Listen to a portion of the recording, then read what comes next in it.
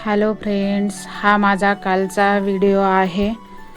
काल मी सकाळी लवकर उठले होते, झाडू मारून घेतलं, सर्व सोफ्यावरचं झटकून बेडवरचं झटकून सर्व व्यवस्थित लावून झाडू मारून घेतला होता। मुलगी पण खेळत होती, ती कितीही आवरलं तरी ती पसारा काढतच असते। घरातला आवरून घेतलं, झाडून घेतलं, मुलगी खेळत होती, अंगण पण झाडून घेतले। अंगणात पण खूप कचरा असतो, रेती आलेली असते।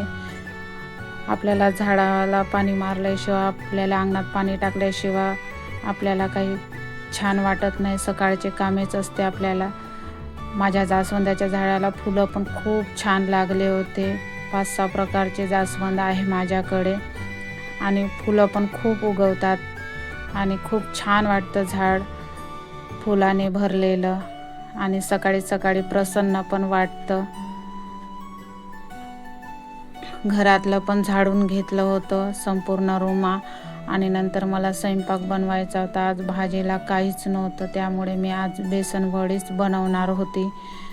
कारण भाजीला काही नसलं तर आपल्याला काही नाही काही करावंच लागतं, त्यामुळे बेसन वडी आवडतेच सर्वांना। मग आज हेच बनवावं म्हटलं आपण बेसन वडी। बेसन छान तेलामध्ये थोडं 1 चमच तेल टाकून त्यामध्ये बेसन भाजून घेतलं छानपैकी आणि त्यामध्ये थोडं तिखट, मीठ, हळद घालून भिजवून घेतलं। घट्टसर गोळा त्याचा करून घेतला। नंतर त्याच्या वड्या थापून घ्यायच्या आणि खूप छान भाजी होते।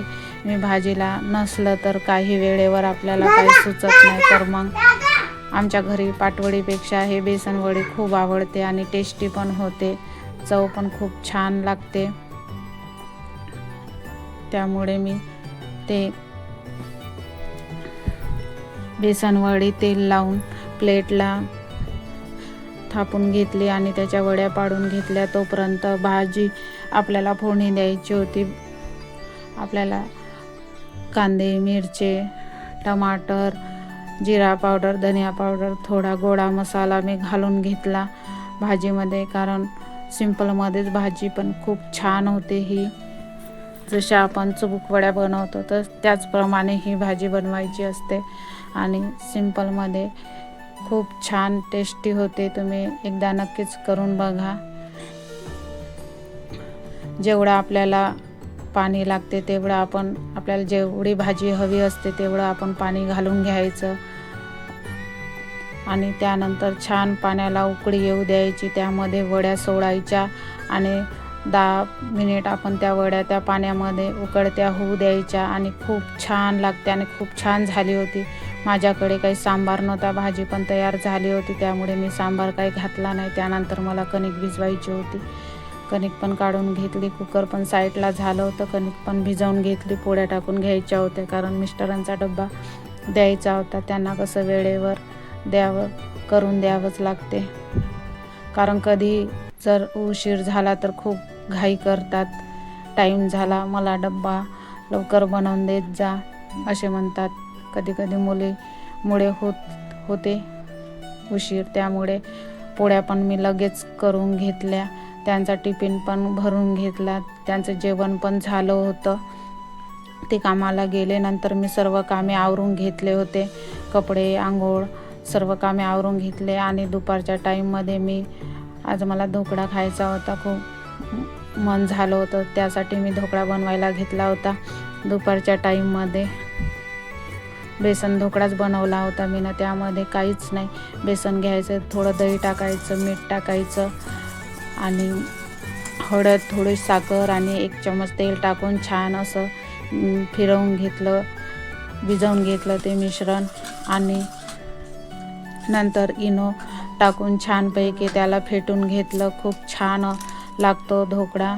बेसन ढोकळा पण वेळेवर आपल्याला तुरंत बनवता येतो आणि खायला पण छान होते। मी कधी अधूनमधून बनवतच असते। त्यानंतर मी एका डब्याला तेल लावून घेतलं, कारण चिटकाव नाही म्हणून ते आपण तेल लावतो आणि गंज पण पाण्याचा मी ठेवला होता। त्यानंतर डब्यामध्ये ओतून घेतलं ते मिश्रण आणि शिजवायला ठेवून दिलं। ढोकळा पण तयार झाला होता, तो मी एका ताटामध्ये काढून घेतला, खूप छान झाला होता आणि टेस्टी झाला होता। तो काढून घेतला मी आणि त्यानंतर मी तडका तयारच केला होता। तडक्यामध्ये काही नाही, थोडं तेल घेऊन मिरची आणि मोहरी टाकून कढीपत्ता टाकून छान तडका बनवून मी त्यावर टाकला आणि ढोकळा एवढा टेस्टी झाला होता की खूप छान लागला आणि तो मी गरम गरम खाऊन पण घेतला लगेच.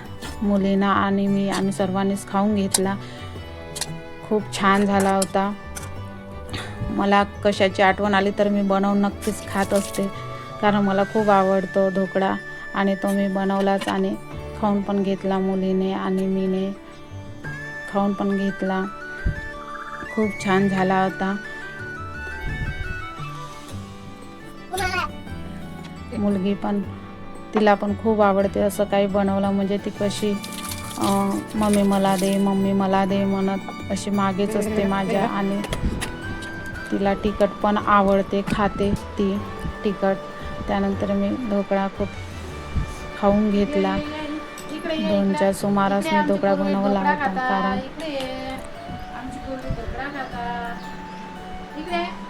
मुलीला पण खूप आवडला. ती पण 1-2 पीस तिनं पण खाल्ले आणि मी पण खाऊन घेतला. मुलानं पण खाल्ला. आणि त्यानंतर थोडा वेळ मी आराम केले. असंच काही ना काही दुपारच्या टाईममध्ये आठवण आली तर आपण लहान मुलांना बनवून देतोच आणि आपल्याला पण खायला मिळतंच, आपण खातो. मुलगी पण खात होती. माझा व्हिडिओ तुम्हाला कसा वाटतो ते नक्की कमेंटमध्ये सांगा आणि माझ्या व्हिडिओला तुम्ही सबस्क्राईब, लाईक करत जा, मला सपोर्ट करा. आणि तुम्हाला माझे व्हिडिओ कसे वाटतात ते कमेंटमध्ये नक्की सांगा. हे बघा माझी मुलगी, तिला कॅमेरासमोर असं उभं राहून बोलायला खूप आवडतं, पण बोलता येत नाही तिला. ती काही पण बडबडत असते. बोलायला शिकायचीच आहे ती, त्यामुळे ती नुसती कॅमेरामध्ये बघून जे तिला वाटते ते करत असते आणि हसत असते. तिला खूप मजा येते कॅमेरासमोर. तिची अशीच मस्ती दिवसभर चालू असते आणि तिला बघतच असे माझे कामं चालू असते.